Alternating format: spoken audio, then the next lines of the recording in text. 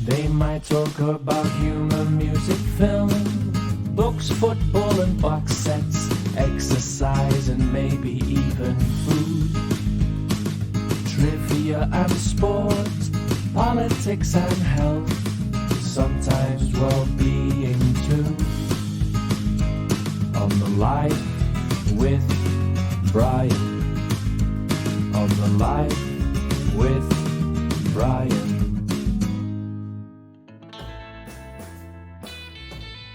Hello, hello. A warm welcome to Life with Brian, episode 13. I'm Mark Godfrey. Thanks for coming along. Matthew's with me, as ever. How are you doing, Matthew? Hi, Mark. Good to see you. Yeah, very well, thanks. Excellent. And we've got two McClairs for the price of one today.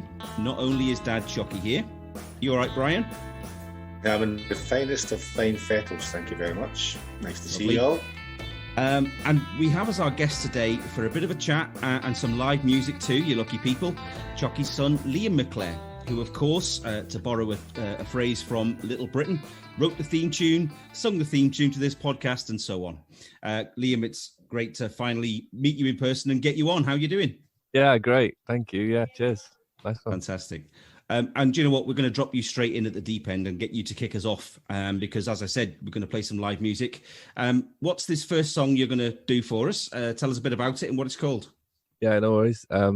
This is called Sweet Pineapple, and it's about my girlfriend's tattoos.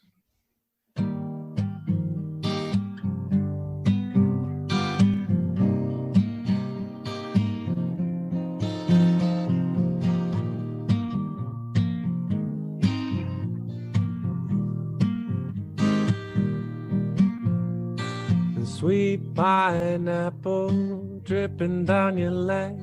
There's no one else I'd rather spend my time with instead of you. Found my truth, I've fallen in love. A single black flower blossom on your car. You gently came with both your hands and stole my heart. Oh, you found my truth, I've fallen in love. And buzzing on your hip is a single little bee. The taste on my lips is sweet honey, it's true. Found my truth, I've fallen in love. And roses, poppies, and baby's breath, nestled there with my hand on your chest. Oh, you found my truth, I've fallen in love. And buzzing on your hip is a single little bee. The taste on my lips is sweet honey, it's true. Found my truth, I've fallen in love. Sweet pineapple dripping down your leg. There's no one else I'd rather spend my time with instead of you. Found my truth, I've fallen in love.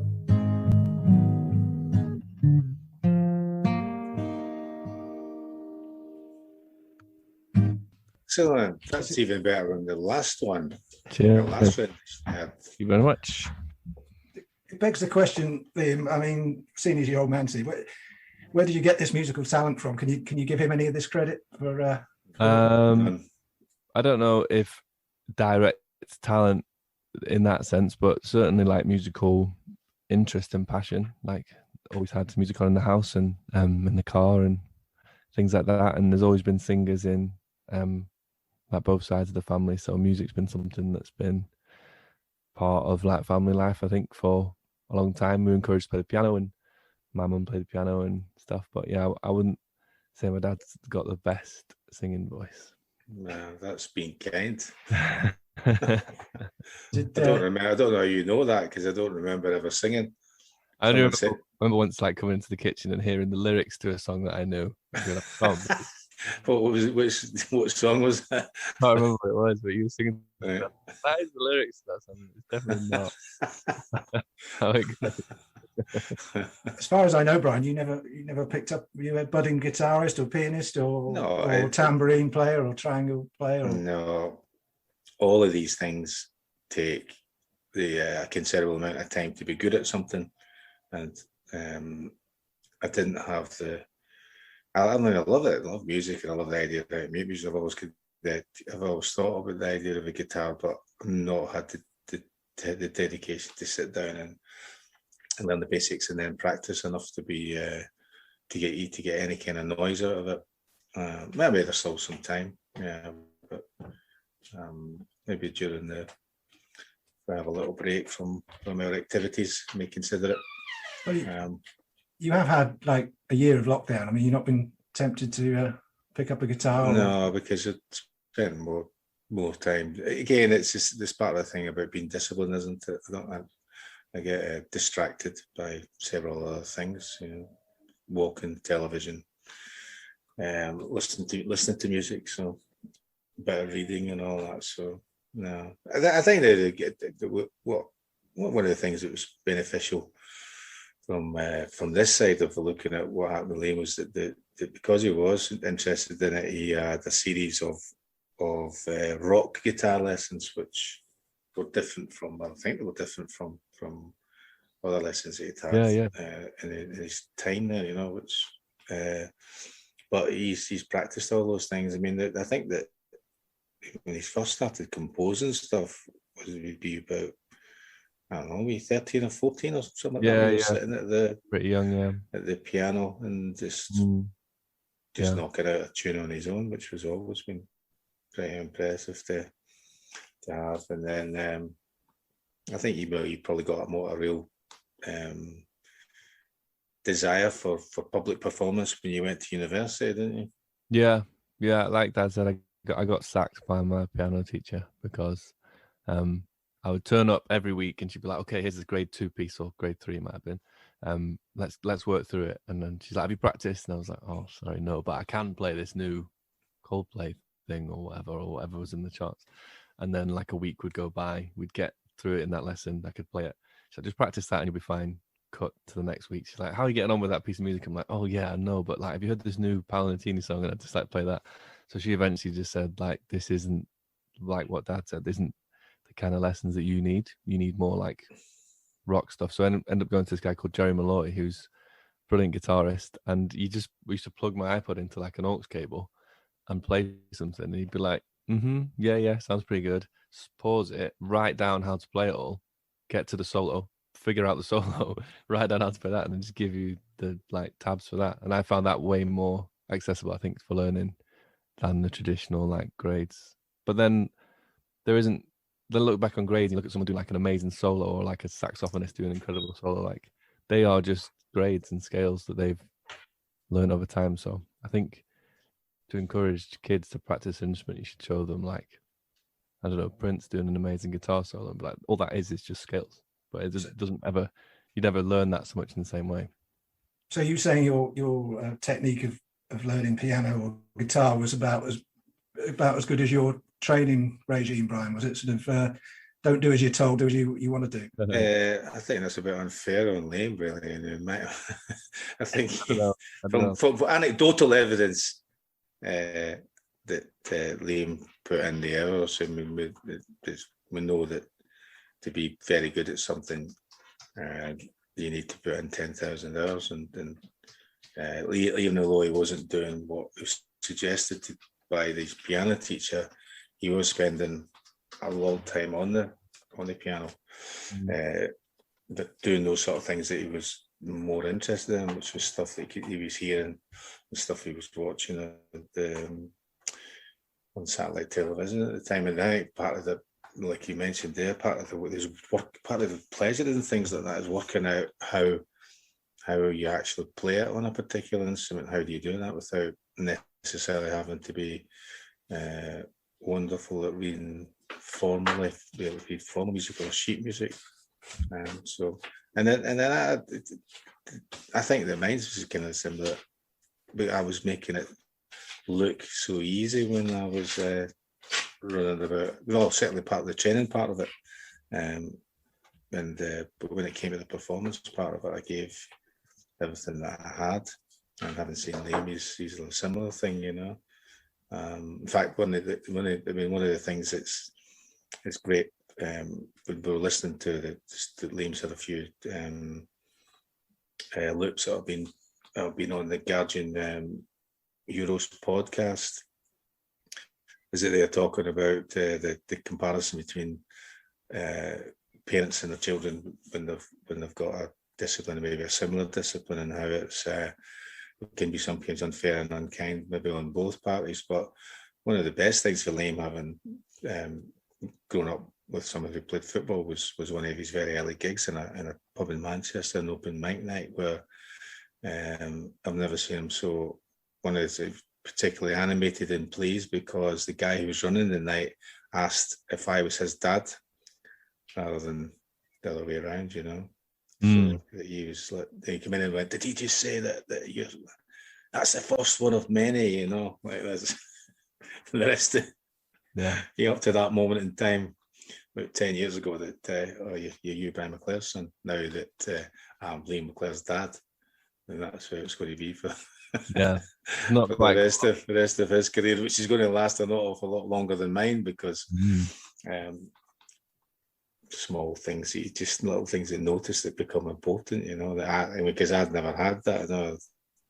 Never had the same sort of scenario. You did have it locally, you know. There was, you know, but Liam has had it, you know, all that way through his life, and even it still happens to them all now. Every now and again, somebody will say, and I think you did you consider for a very, very short window of having a stage name? Yeah. Change your first name, yes. Yeah, Sean McClare. No, I think that was more to do with that kind of music I was making, and it was sort of very different during like lockdown compared to what I'd made before. So I kind of thought about doing like a different stage name. But the funny thing about that story where the guy was like, Liam's dad, is he's like a huge Celtic fan, and I'm sure was like what's it called, where you hold hands with the players at the beginning of the game. Oh yeah, mascot. Yeah, at like one of the games that you played at. So it wasn't like he was completely ignorant to sport. I think that's what made it even sweeter as a he was a huge like football fan. But yeah, maybe it's not been a bane of your life, has it? Having an old man who's reasonably well known.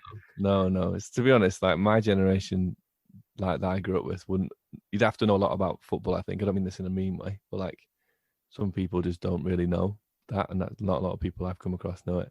Like my friends used to try and wind me up at parties, like instantly being like, "Oh, straight away, like before you've even met someone, to just tell them this information."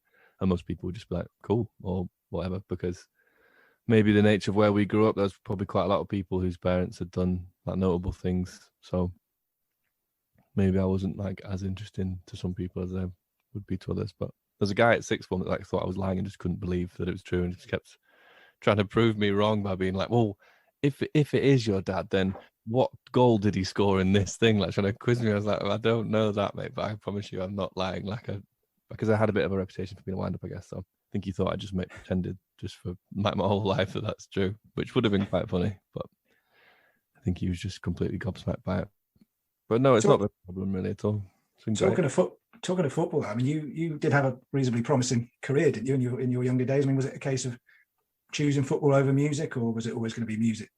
Not really. I don't think that ever came down to like a kind of crunch decision really. I played football as a kid, and I was on the books at United for maybe like 18 months, but predominantly was injured throughout most of that time because I ripped my thigh muscle just as I'd signed in like a game at the Cliff, and then was doing rehab for 8 months, and then sort of played for maybe 2 or 3 months, and then I got flat feet, so I had to have like a ankle scan, and they found a bit of floating bone and a ripped ligament, so I had to have keyhole surgery on that. So I was out again for another 6 months maybe. So most of the time that I was a player, I was injured. So, but I think around that time I just realised it wasn't what I wanted to do, and didn't feel that enamored by the career and like seeing the sacrifice that everybody was making. It wasn't something that I was wanting to do at that time. And a lot of my friends had sort of planned to go on this sort of around the world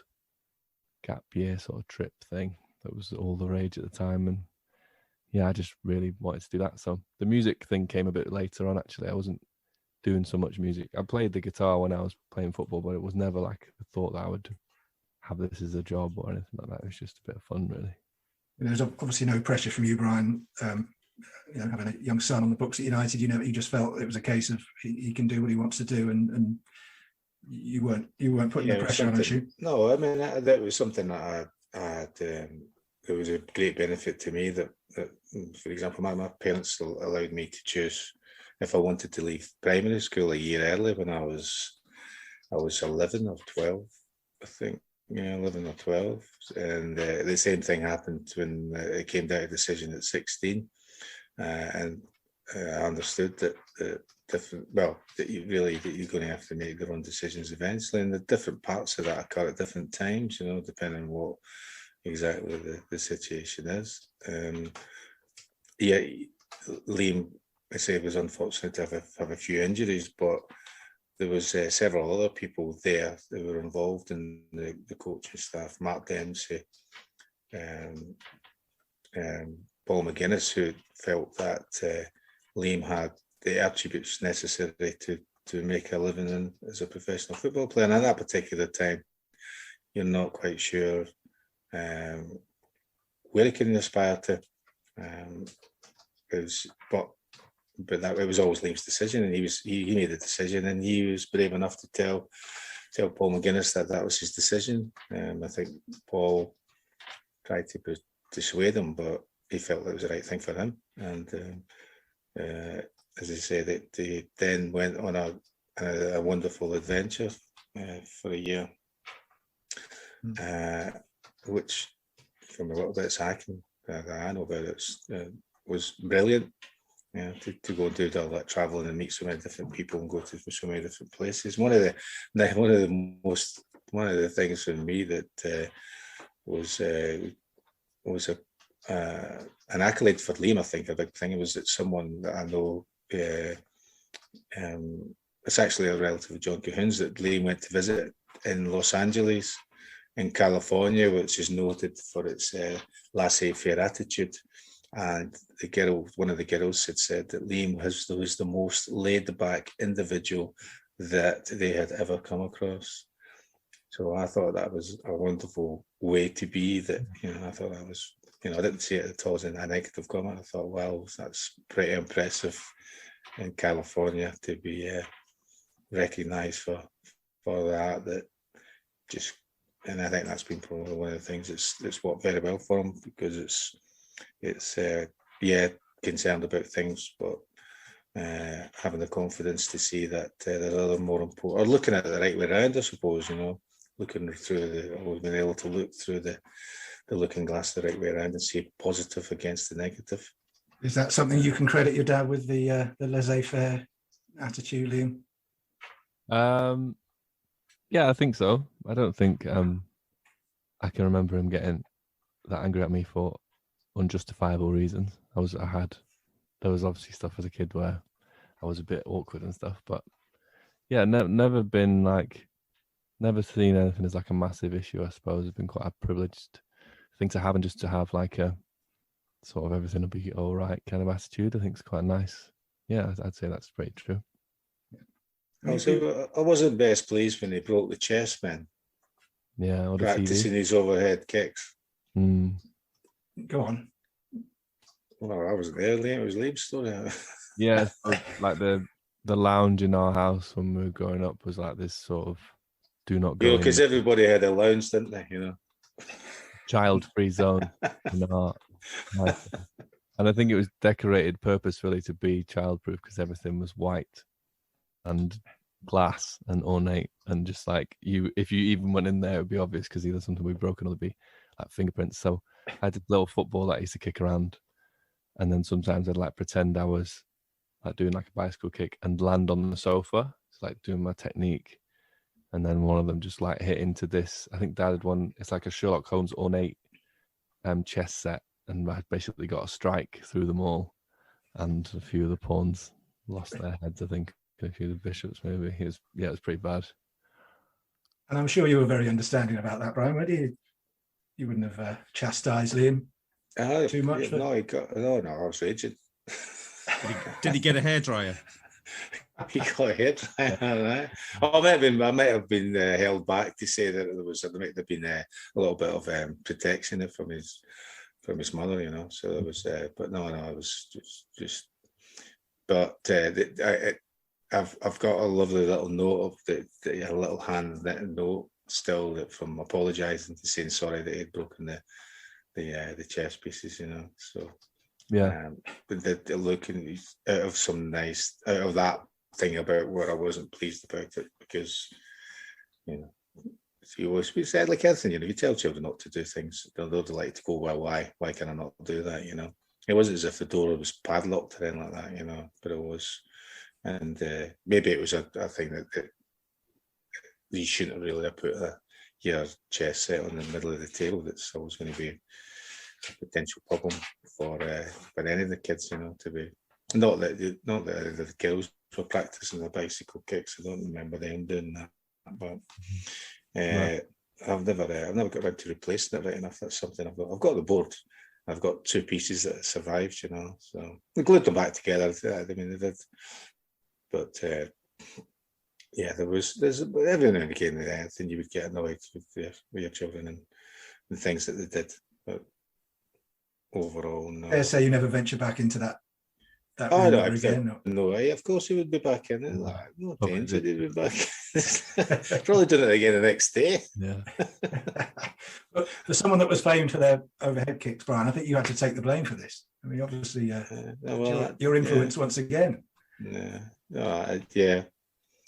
And possibly that, because I don't see that when they went to, you have to ask themselves, but I don't know many games when Liam was going to the games and the girls were going to the games. We done a few little renovations at the stadium, so we managed to get a little very, very small creche in the players' lounge. So a lot of the kids didn't go up to watch the game, or I don't know as I said how many times Lee went or not, but it was getting the girls that looked after them, and they were wonderful, you know. So a lot of the time they didn't want to have anything to do going watching the games. They'd rather play having fun with the 2 women that were looking after them. No. Is that something you regret now, Liam? Is it not going to see your old man in his prime, or was it just not something I suppose you just weren't interested at the time, no? Yeah, I mean, me and my sisters always laughed that we just used to raid the buffet, like whatever it's called, like some amazing food there, and like the players would try and get, like by the time the kit players actually got out from the game, there'd just be like nothing left. But no, I don't know if I was so small then. I do have memories of watching. I remember watching a few games. I must have had loads more than that, but that's what springs to mind. But the women from the creche, or who worked behind the bar at the players' lounge, saved my skin when I went to watch the Champions League final in Moscow, because it went into penalties and like extra time. The travel plans just weren't like there for that eventuality. So it became the point where every gate, I don't know if you guys went or not, I don't know if I'm telling you this, if you already know, but every gate just had like a mix of fans, staff, players, just anybody trying to get back to Manchester for every single gate in this little place in the Moscow airport. And then I was queuing up with them, and they were like, "Oh, how's it going? Oh my god, I've not seen you for ages." And then it just stopped at me. The guy was like, "No more on this plane at me."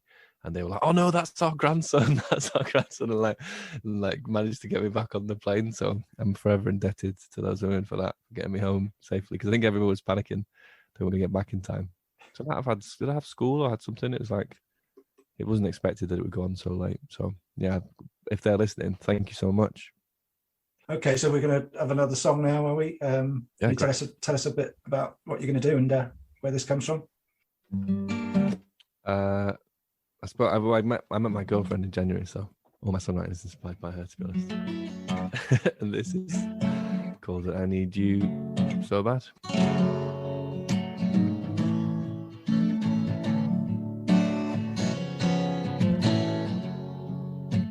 Girl, you know I want you.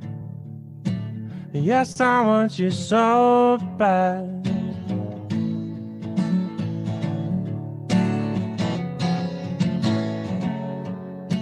Girl, you know I need you, I need you. Yes, I need you so bad.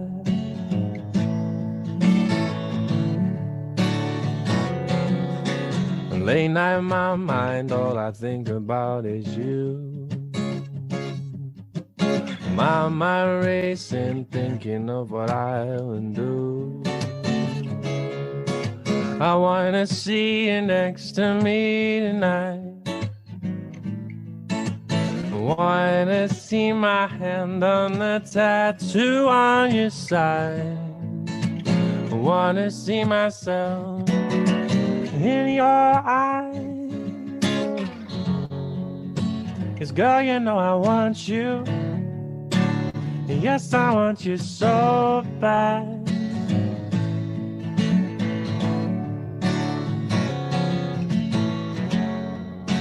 And girl, you know I need you, I need you. Yes, I need you so bad.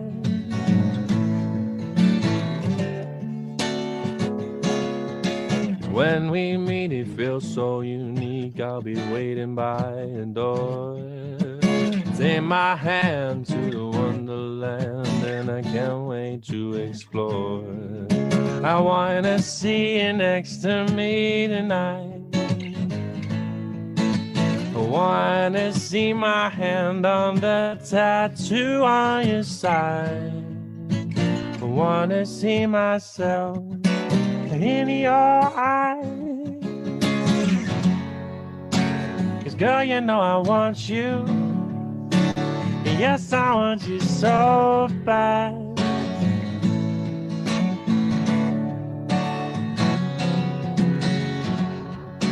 And girl, you know I need you, I need you. Yes, I need you so bad.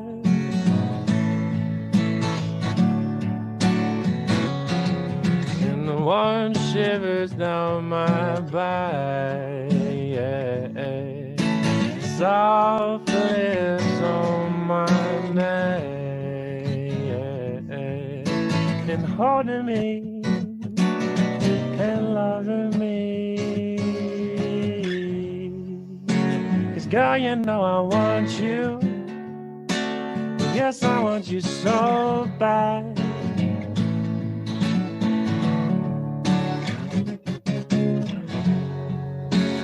Girl, you know I need you, I need you. Yes, I need you so bad. Yes, I need you so bad.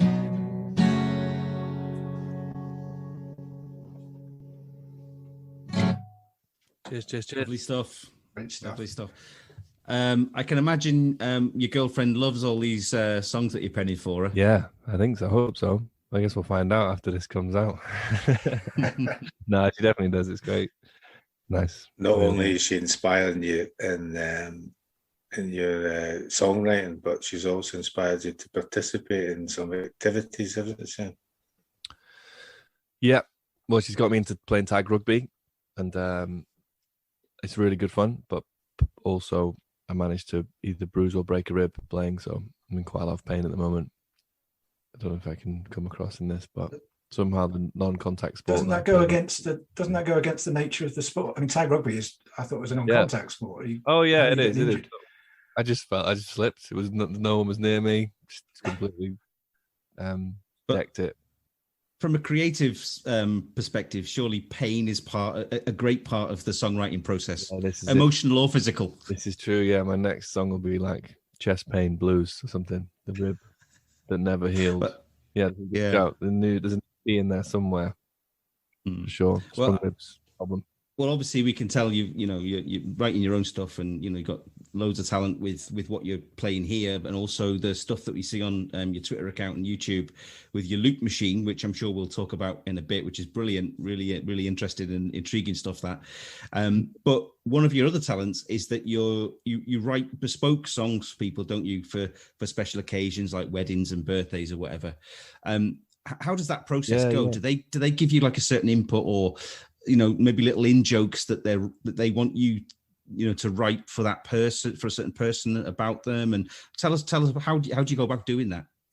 Yeah, you're spot on. So normally people just send me all the stuff they like. So the more personal, the better in terms of like personal preference. So like favorite TV shows, favorite clothes, favorite drinks, where they like to go out, where they like to hang out, if they've got any pets, if they've got like funny stories, like you say. So they'll just send me like a big email or message. And then sometimes I'll say they're into 80s stuff, they're into Duran Duran, they're into whatever, or like these bands, can you make it a bit like that? Or sometimes they just say, go for it. So it all came about because me and all my friends from school turned 30 this year. So I wrote songs for their 30th birthdays, and then people heard them and were like, these are cool, I'd like to commission one, and it went from there. So the whole writing process I find kind of difficult to explain, because it just feels like something quite natural in a way. But I suppose I'll try and get like a chorus down, which is kind of like a catchy thing to do with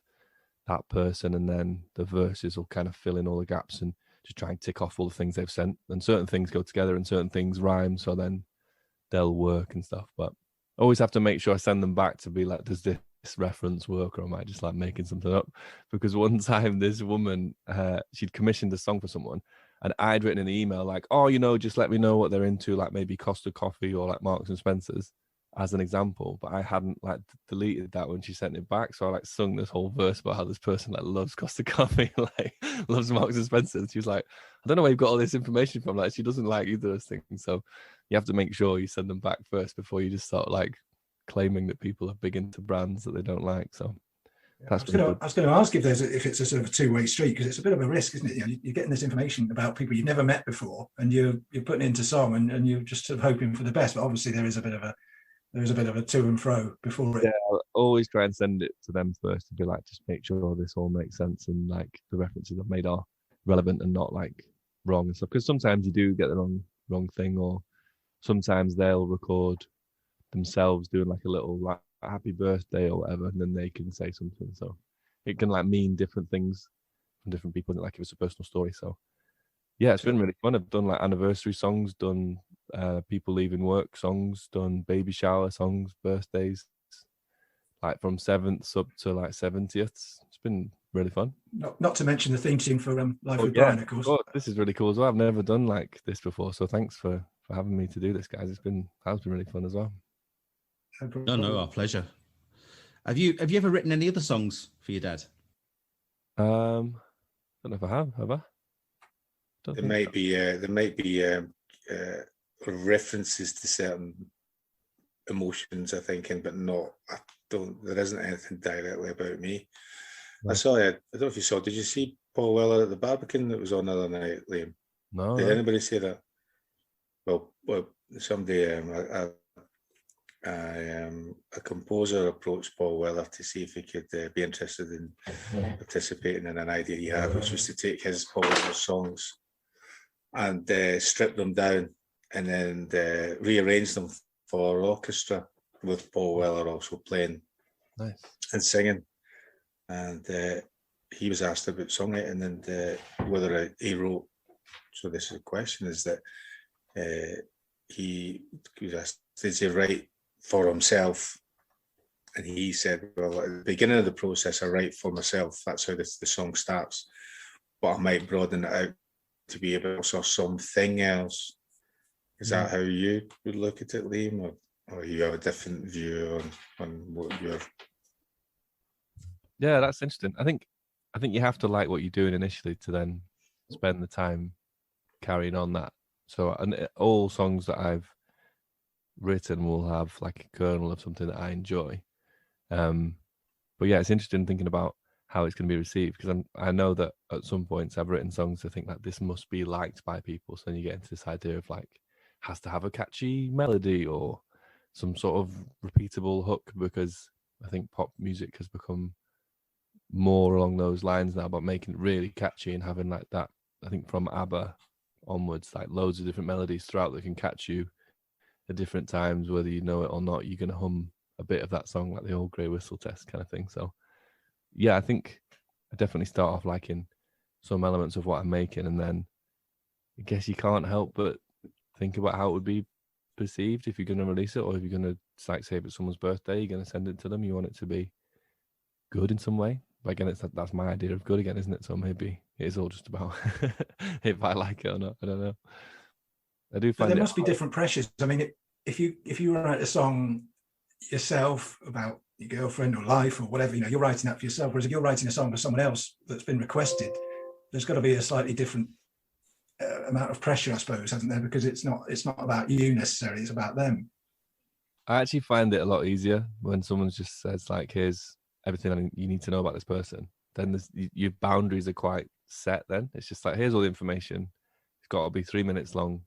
There's something about that I find quite relaxing, because I don't have to be like, oh, what's an interesting way to word this? Really, it's like I've just got to. It's like a little challenge almost. I've got to fit in the fact that they support Everton and they like biryani or something like that's kind of interesting. You can kind of like then mess around with stuff and look up players or look up stuff, and like, I don't know, that's more of an interesting way of doing it. Whereas like just starting from this song could be anything, I find that kind of potential for it is a bit overwhelming at times. So the requests for songs are great, because people just say, like, here's all the information, write a song about it. Can I just ask? I support Everton. I like curry, and it's my birthday in about 6 weeks' time. Has my wife been in touch? Well, Mark, we just have to see, won't we? Can't give so much away, obviously. Now we've spoken, Matthew, Choccy, and I, about our musical. Brian's spoken more so about his musical influences. But firstly, who were yours? And we've also come to the point where we do what was our first gig and our first record that we bought. So, what's your influences? And then, embarrass yourself and tell us that you also went to see, I don't know, Busted or someone as your first gig. All right, cool. So influences would be very broad, like Always On in the house, I remember, would be like lots of Radiohead. Then there was Led Zeppelin CDs, Neil Young, Bob Dylan, Joni Mitchell. Just all those guys. And then I think when I started playing the guitar, it was around the time of like James Morrison, Paolo Nutini, all those kind of singer-songwriter-y kind of men that were doing it. And I remember thinking, I'd like to try that. And there's a guy called Dan Kroll who's went to LIPA in Liverpool, and he's like living in America now, but he's a musician, and he played in Manchester at the Deaf Institute. I remember watching him and being like, I reckon I could do this kind of thing, like this kind of gig. So I think he's a big influence. And he actually came to one of my gigs in Liverpool and like bought a CD, which kind of was pretty mind-blowing, and was like a really cool, nice guy. So that was really nice. And then I'm just thinking, the thing about the CDs thing, and I think Dad will attest to this, which is showing my privilege here again. He used to just be like, I'm going to HMV, like, do you want a single? So I remember we got like I'm Blue by like Eiffel 65. But did I buy that? And then my older sister got Will Smith's Millennium album for Christmas. And I just sort of decided that it was mine. I don't know if she listened to it much. I remember listening to that loads and really enjoying that. I don't know if that's embarrassing or not. And the first gig, I think we went to like a Jules Holland thing, possibly as a family. But consciously wanting to go to was the Red Hot Chili Peppers, I think, at the MEN. But maybe I've forgotten a more embarrassing one out of like, I don't know, my brain's shut it down as a memory. I think that was the first. There's nothing wrong with being selective. I mean, in hindsight, I wish we'd been more selective when we were playing this game a few weeks ago. And I'm sure Mark agrees as well. Well, I'm weirdly proud of being probably the only male in the audience at a wet gig in 1987 or whatever it was. Yeah. So. Oh yeah, I remember, yeah, that's great. Yeah, wet man, that's cool. At the time, you wanted to go, so there was nothing wrong with that. Yeah, I don't think there's any shame in, like Liam says, at the time, if you want to do these things, I mean, you can't look back, and be revisionist and with hindsight. I mean, that's what you wanted to do. Assuming you wanted to go for those reasons, Mark, unless you were going just because you wanted to impress a girl or. Well, whatever my intention was, I don't think it actually turned out particularly successfully. So but it's at least it's given you two a good laugh over the last few weeks, anyway. Have to get Marty Pello on the pod, no? Surely that's the next step of this story. I'm sure we can pull a few strings. Yeah. We'll tell him that Mark, that used to run his fan club, is now hosting the podcast. I'm sure he'll repay the favour. Marty and the that lads. gig when it was up. He might remember you from that one gig, being the only man there. Yeah, at the front row. Yeah, but the thing was, he was dressed as a woman, though. Oh, right. He's dressed as a teenage girl. Johnny Mitchell, Radcliffe and McConey at the weekend had Blue as their theme for their programme. I think it's 50 years. Mm-hmm. So there's a tip for if you want to download something on BBC Sounds. I think it was yesterday or Saturday. So this is Johnny Mitchell, if anyone doesn't know what we're referring to. But yeah, I thought you were talking about Eiffel 65 again. But, a lot of Blue references for a Celtic and Man United family. Yeah, that's true. The album that cannot be named. That's what it's called. The Johnny Mitchell album. Yeah. Oh, great. I'll have listened to that. That sounds cool. On that note, shall we have a third and final song from you, Liam? Yeah, cool. Sounds good. So tell us a little bit about this one and what it's called. I've been like umming and ahhing about what to play, really. But I'm going to do like a song which I wrote during lockdown, which is sort of a bit of a silly song about being hungry. I bought loads of like recording stuff. That's kind of what led to the loop stuff. And this is just called Hunger and just came out of thinking about being hungry. So if anyone's hungry, I'm sorry if it's going to exacerbate your feeling.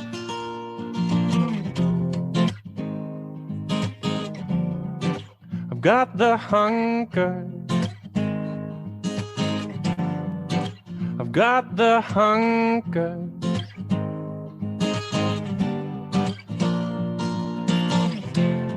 Can you see how I need some food to satisfy me now?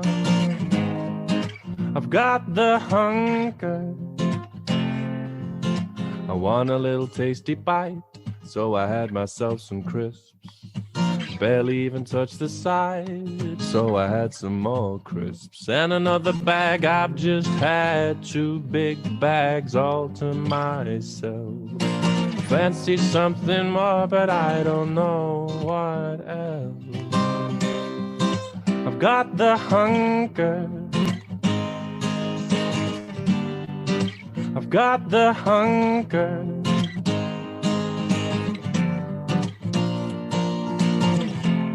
And do you see how I need some food to satisfy me now? I've got the hunger. And I know how to beat this. I'm gonna order me some food, but there's such a long list, I don't know what to choose. I just scroll down my phone for the 15th time and read reviews from customers that had a bad time. And do I want some ribs? Do I want some chips? Do I want to get a pizza? A margarita pizza, maybe garlic bread, or Indian instead. The local Chinese delivers. They do a 2-for-1 offer. Do I want some chips? Tasty chips. Do I want some ribs? Sticky ribs. Do I want to get a pizza? Maybe margarita pizza, maybe garlic bread with some cheese, or Indian instead. With rice, please. The local Chinese delivers. They do a 2-for-1 offer. A chicken chow mein and a spring roll, a hot and sour soup. A banquet for one, is that enough, or is that too much food? I don't want to look like I am fat, 'cause I've been stung in the past. So order me a family value meal, I'll save the rest for breakfast. I've got the hunger, I'm feeling the hunger, the hunger. I'm feeling the hunger, the hunger. I'm feeling the hunger, the hunger. I've got the hunger. You're like that, Matthew. You're already considering your options, aren't you? I am. I could go through the card there. I could eat everything you just mentioned. I'm just thinking that if Deliveroo ever need a new theme tune, then let me know. Hit me Yeah, up Deliveroo or Just Eat or Uber Eats or all the takeaway. Just do you share your old man's love of cooking? Yeah, definitely. I love cooking. I'm a bit of a, as David O'Doherty coined it on the podcast, an intuitive chef, in the sense that I don't really follow any recipes and just kind of, I think watching so much Ready Steady Cook as a kid informed a lot of my, just throw some of this in, add a bit of that kind of thing. See what comes out. Yeah. Yeah, pretty much. So he didn't give you any cooking lessons when you were younger then? I don't know. I remember you making that carbonara thing. That was delicious. Carbonara's a good one. He's a good cook, very good chef. I don't remember having like a distinct like here's how to cook kind of day. No, just let the creative juices flow. That's it. Just like writing a song. Just same. Here's same an option. Go for it. Whatever you want to do. Same principle there. Yeah. You mentioned the looping stuff there just before that last song. I mean, that's something that people that follow you on Twitter and social media and what have you will see you've been doing a lot of. Yeah. Tell us a bit about that and how it came about. Yeah, cool. So it's a loop. I don't know if you can hear this actually. You might be able to hear this. Can you hear that? Mm-hmm. So Rachel. This is just, it's basically loop pedal. So I can play into it sounds that come through like the recording software I've got, which is essentially anything. So it's MIDI. So you've got like trombones, trumpets, choirs, pianos, loads of different type of synths, basses, drums. And you can just make it loop round and round, and the loop pedal layers on top of each other all the time. So you can just keep layering.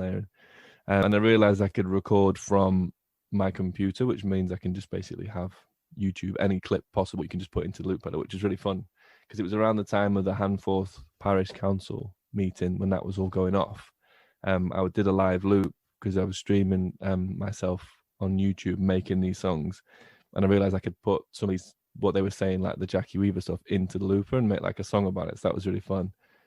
So I did that one, and then I did one about, I don't know if you've seen the guy who's like a cat and he's supposed to be in like a very serious like law meeting on Zoom, but he's like, I think his daughter or his nephew or granddaughter's made his filter into a cat. So he's like there with the judge and the lawyer, and he's like, I'm here, but I'm as a cat or something. Like, this is really funny. So I used that as well. And then just been doing it to try and kind of just mess around with like, I guess, stuff that I like. So I like the Football Weekly podcast with the Guardian, so I did a few of them, and then they liked it and played it on the podcast, which is kind of wild. And a comment that I liked that I thought was quite a good quote, which would be good for if I ever did a tour, was a guy said, I've got a lot of time for such an aggressive misuse of talent, when he's referring to one of my loops. So that's my new tagline, I think, for all these things. So yeah, it's we heard your mention on the Guardian podcast, and I think they were angling to get you to do some kind of loop using your dad in some way or another. I mean, there's got to be a possibility there, hasn't there?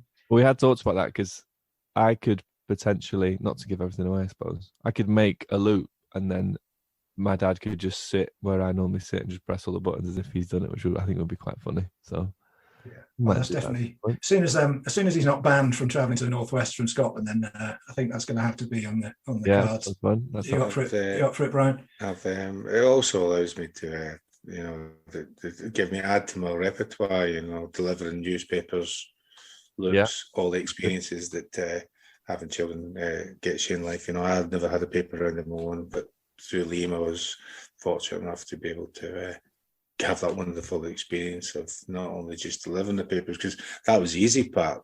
The difficult part was putting all these free leaflets in it. You had like 12 or up to 12, sometimes maybe 13 leaflets you had to put in every single newspaper, and then take them out for delivery. So you used to do Liam's paper round. Is that what you were claiming?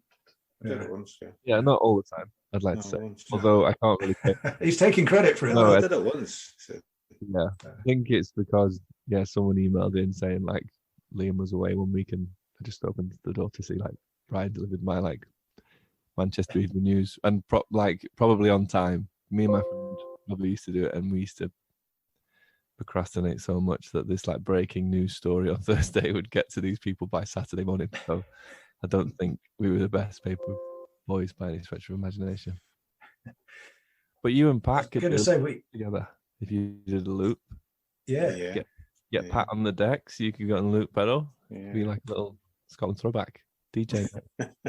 Yeah, I think there's definitely momentum building behind this now. Yeah, this Brian, is to a band supergroup. Yeah, don't think you can get out of this one. What get out of what? Oh, agreeing to I do think this it's funny. loop. I mean, the two little bits that because Liam was he's looping it. A couple of mentions that I thought were hilarious. You know, when you listen to the guys on the podcast talking about their take of things. Particularly, I thought so they were very keen on not just. You got the little trigger about me doing a loop, and then they went on to talk about other Man United players or any footballers from the 80s, and they were talking and mentioned about Clayton Blackmore doing reggae, which I was laughing. I was probably guffawing when they got this. I thought, well, yeah, I think that, you know, if it's a possibility to do, we'll do it, you know, because it's humorous, isn't it, and enjoyable, I suppose, you know. So yeah, were any of your old teammates ever? Do you know if any of them were played instruments or sang or anything? You know, Remy Moses being great on xylophone, or Norman Whiteside being the drummer, anything like that? Well, Gary Neville played with. I know Gary Neville used to. He bought a portable guitar that he used to bring along. I don't know if that was because David Beckham was boring, because that's who he roomed with. But he brought his guitar along to the away trips and various different things, and I'm sure he's appeared on stage with Oasis or Stone Roses, maybe. Yeah. So I think he has. Yeah.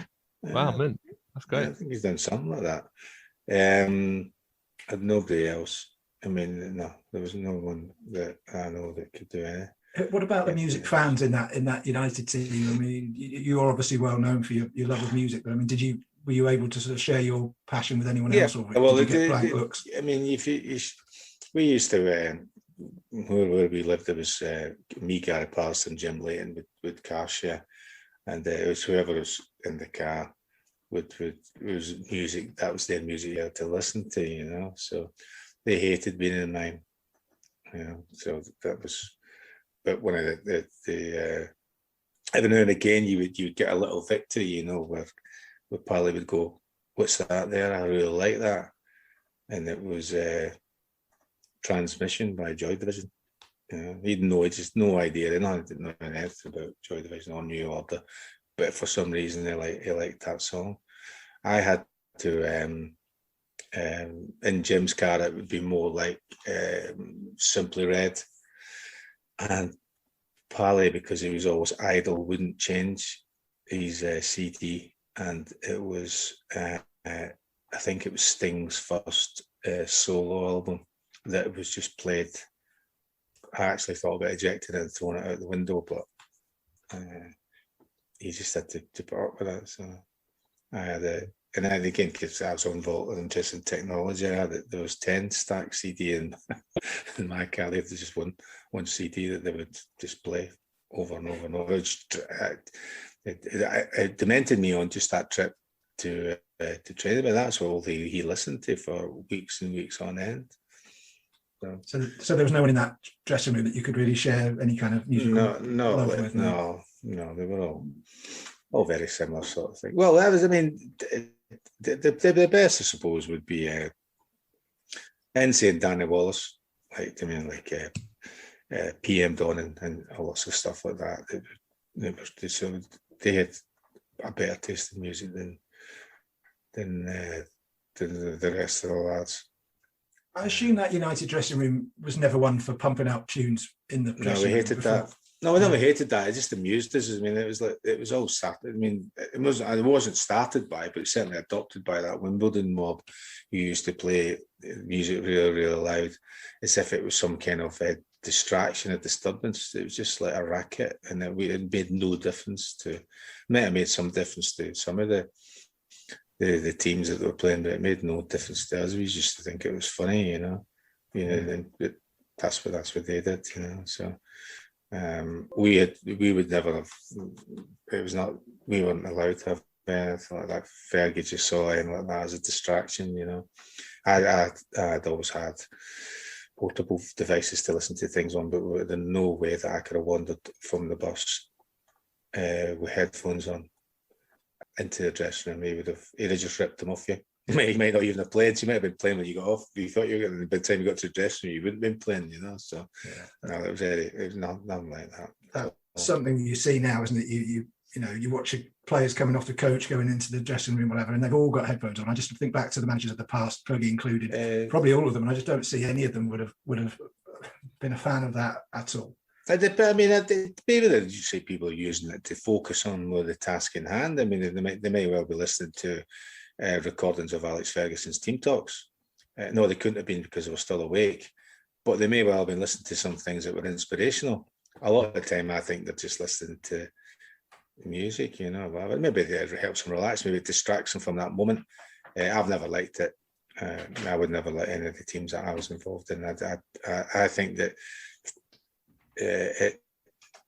it kind of, in a way, it can be a distraction for the team, but also can kind of highlight differentiations. You know, they might have, how come how can he afford £400 headphones and I can only afford £30 headphones?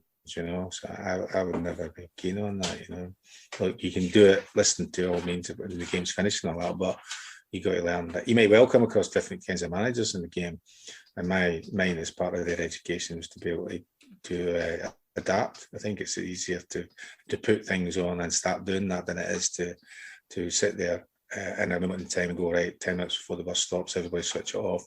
You're now going to work. Concentrate on what your job is and what your role is going to be over the next period of time. So I've always seen it as a distraction. And as I said, no, that would have been, there's no way that Jock Wallace or Alex Ferguson would have, or Jock Steens would have let you do that. No, maybe it did as you travel through different things later on in time, but certainly not in my time, you know. I was going to say before we finish, Liam, we had Manny on the other week from the Stone Roses, and he told a story about how he somehow managed to take all of your audience from an open mic night out for a cigarette. Your performances that night. I just wondered if you wanted to set the record straight, or maybe give your side of the story, and just convince Manny that it hasn't affected you long term. Oh yeah, no, it's great. I thought it's funny from as soon as it started, really. I went through a phase of just doing every open mic night I could possibly do, really. So I did. There's a thing on like a website, I think it's called Open Mic Finder UK, and it has every open mic in every city. So I was determined to do them all. So on there was a Blue Cat, not far from where Manny used to stay or stays, I'm not sure, but I went on a Tuesday. I think it was a really sunny, summery day. Like, there's not the kind of day you want to be in the pub, really. So I just set up, got there about 6. The guy was like, well, let's see if some more people come. I think the guy was called Danny that owned it, and it was his daughter behind the bar. Like, got to 7, no one came, got to 8, and he's like, well, you can jump up if you want to. And I was just like keen for the practice, really, because I was so new to it all. So they were like sort of politely clapping in the right places when the song's finished and being nice enough. And then, yeah, Manny came in, and you could see the two of them were just like, oh, wow, this is cool. And to be fair, so was I. I was like, this is wicked. Like, of all the people to come in, it's nice to have a small audience of someone that's like a sort of legend of the Manchester music scene. So that was pretty cool. But then, yeah, when they were like, oh, let's go for a smoke, and then just went outside, I just thought it was quite funny, because I wasn't that massively thinking this is going to be the gig that makes or breaks my whole life. It was just like quite a funny story to think about. But I'd seen him, I think, before that. I think it might have been at Dad's leaving do when he left United. He was there and he kind of spoke about it then. But yeah, he's not scarred me at all. It's all formative, and I just think it's a funny story. All part of the learning process, eh? Yeah, definitely. Absolutely. Great. Well, I think we'll draw to a close there. Liam, thanks very much for joining us and for those brilliant performances. It shows us up for the talentless blaggers that we are. Plug away, please. Tell everyone how they can find you and your music, and how they can get in contact as well if they want to get something, specially written for them for their birthdays and weddings and so on from you. Yeah, cool. Well, thanks for having me, and my pleasure for performing. It's been really nice. I think the best place for everything is just my website, which is liammcclair.com. I'm on Twitter as well. If you follow this on Twitter, you should find me on there. Instagram, Facebook. But yeah, my website's the best place because that's got all the information about looping and my songs that I've written, and then personalised songwriting as well. If you fancy sending someone a song as a present, if your wife's listening, Mark, so you can better squeeze a request in. I've already got the middle eight sorted with the Everton and Biryani, so we're halfway there. Fantastic. But no, thank you. It's been really nice. Cheers. Great. Everybody, make sure you go over there and check out Liam's stuff. Matthew, thank you. Oh, always a pleasure. Thanks, everyone. Thanks, Liam. And Choccy, thanks very much, of course, for joining us and for being the second most talented McClair on the show today. On the show, yeah, but I'm way down the list when it comes to the talented McClairs. Yeah, I'd say Liam's at the very top of that. Yeah, but I've always been told of all the other people in my family who are better than me, so I'm glad that Liam's at the top of that list. Wow, thanks. What a revelation! Breaking news in the McClair house there. Yeah, amazing. That's great. Thanks to everybody out there for listening. We really do mean that. We think this has all gone better than we could have imagined when we first started this podcast, and that's all down to you for tuning in. I know Matthew and Brian would echo those words too. Just like the footballers, we too are going to take a summer break now and put our trotters up for a few weeks, but fear not, we'll be back with more McClair and more special guests when the new season gets underway, so it won't be too long to wait. If you've missed any episodes, you'll continue to find us on all the major podcast platforms. The link is in our Twitter bio, which you can find us on at Brian McClair Pod. And we're also now on YouTube, where we're sharing these episodes and various video clips. So look out for Life with Brian, the Brian McClair podcast there. And please don't forget to subscribe wherever you find us. Right, that's it then. Enjoy your summer, have fun, be good, and of course, stay safe. And we'll see you again soon. Cheers. Life with Brian. Life with Brian. Talking films or music. Life with Brian. Talking TV and food. Life with Brian. Talking trivia and exercise. Life with Brian. It's different every episode. Life with Brian. Talking politics and football. Life with Brian.